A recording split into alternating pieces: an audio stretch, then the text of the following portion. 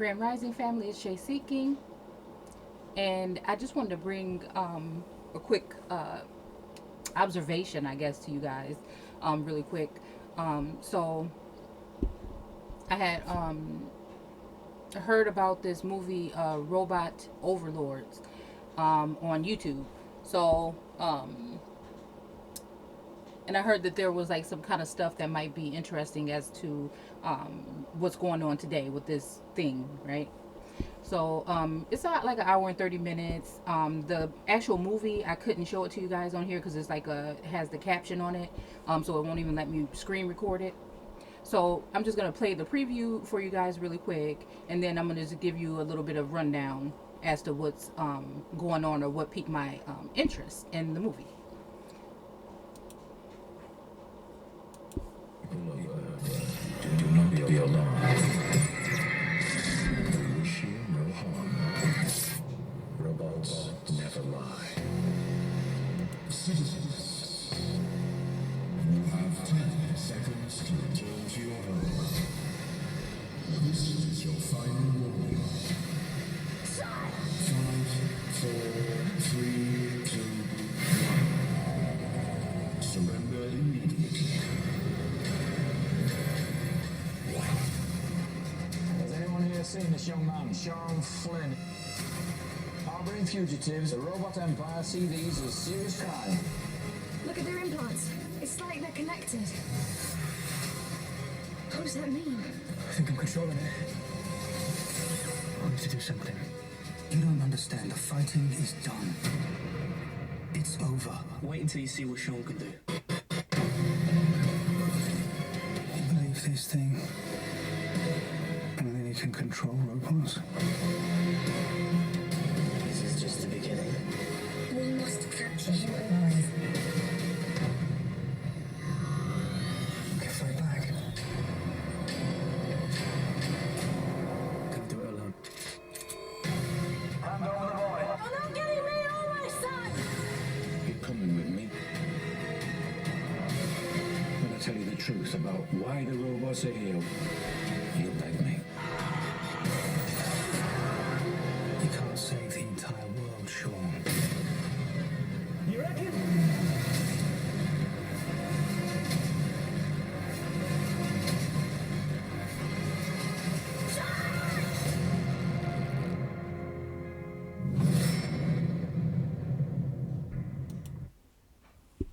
Okay, so this movie, I don't know what type of movie it is. I don't know if it's a YouTube movie or what, but it's basically about the population you guys seen being restricted to their houses. If they leave the house, they have like 5 minutes to run across the street to get something or whatever, or these big or small, I don't know, android, robot, alien things will come for them and give them a couple of more seconds, and then they'll blast them away to pieces, right?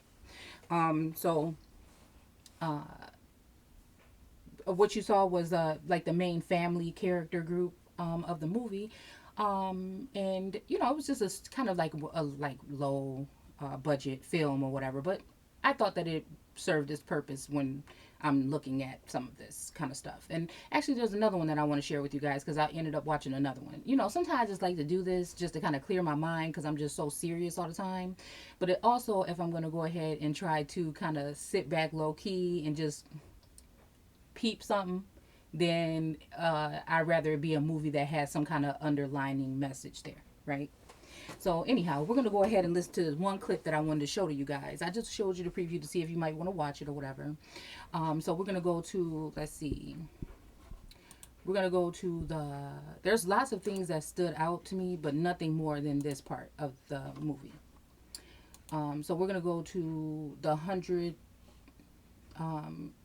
like the 1 hour mark, okay? And we're gonna see what's going on in this scene.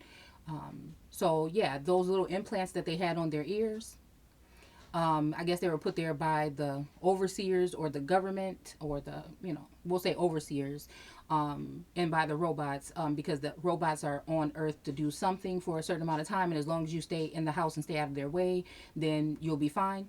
So they put these big chips in the back of the people's ear that light up, But since that group of kids got caught somewhere, and they were able to find some way to dismantle the or disconnect their earpieces, they were able to do that. But then when they didn't know that they had to kind of reboot this, right?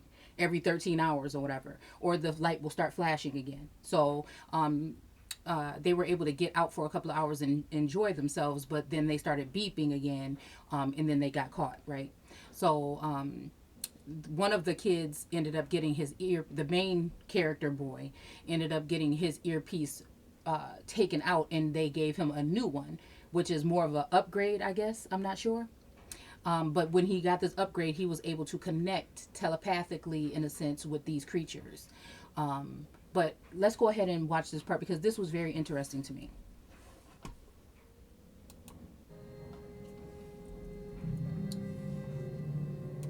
Again, you're not going to be able to see it because, like I said, it has the copyright restriction on it. So you can't even, this little thing right here.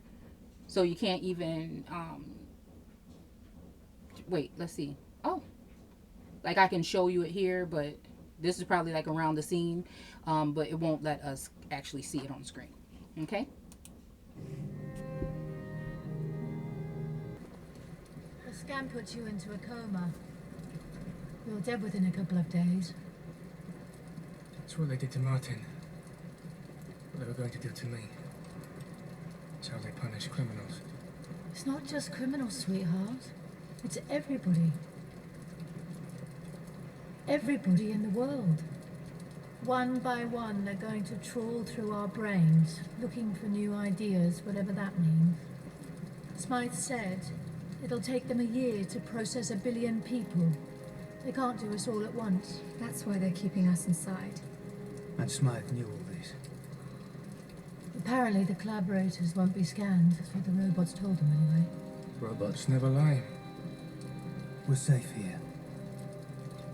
Well under the radar. Wait until you see what Sean can do, alright? No, you don't understand. The fighting is done. It's over.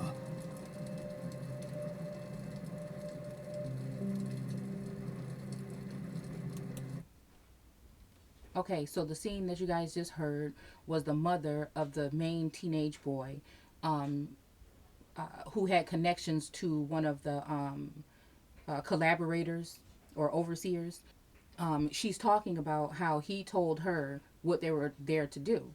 And she's saying that these things are here on Earth because they want to scan everybody's brain so they can search for new ideas. Now, that one thing leads me, not only does the little robot boy that's in the movie, the boy man robot, remind me of Elon Musk, like really. Let's just say if this was some type of sick way of them showing us or telling us what's actually going to be happening, right? Or some underlining message in the movie, right? I know that if this is supposed to be some type of, let's just say, advanced alien race that has a lot to do with ancient and modern technology, and they're smart enough to come and take over our world, right?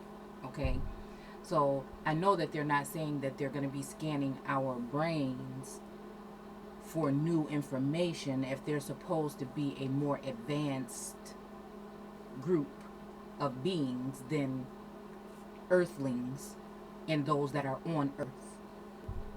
So regardless of all of that, I know that a more advanced group is not coming here to scan our brains that have been manipulated and have been fondled with and have been damaged, for some of us to the point of no return. Why would they want to scan our brains for new information if this was actually something that was going on, unless we're talking about the enlightened ones? You know what it's kind of reminding me of? I don't know if it's the story of Lot. I can't remember. You know, really, you guys know what story I'm talking about when he said that if he searches for 100 or Will he then think about sparing the world? Maybe if he could find 10 or whatever, will he then consider that part? Okay. So, again, that's kind of reminding me of that. So let's just say there are people that have been speaking of the fact of maybe Planet X, Nibiru, the Anunnaki, and all of these other different groups that we feel may have a hand in the Inky and Enlil, and different gods and different beings might have a play in what's going on right now in these times. So let's just say that, for instance, since I know that they wouldn't be searching our brains to find out any new technology, because most of us have rotted our brains with entertainment and other things, and miseducation and indoctrination and mass manipulation, right? Brainwashing and all these things.